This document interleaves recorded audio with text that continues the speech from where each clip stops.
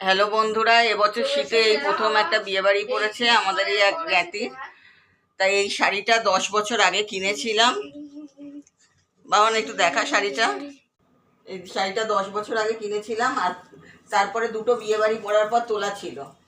এটা এই শখ করে আমার সাউথ ইন্ডিয়া খুব ভালো লাগে, কিনেছিলাম। আবার এই 7 বছর পর একটা বিয়ে বাড়িতে পুষ্পারাজ পুষ্পা পুষ্পা। আমার ছেলে বলছে এত পুরনো শাড়ি পরবে, কিন্তু তবুও সাউথ ইন্ডিয়া ওই জন্যই পুরনো শাড়ি পরলাম।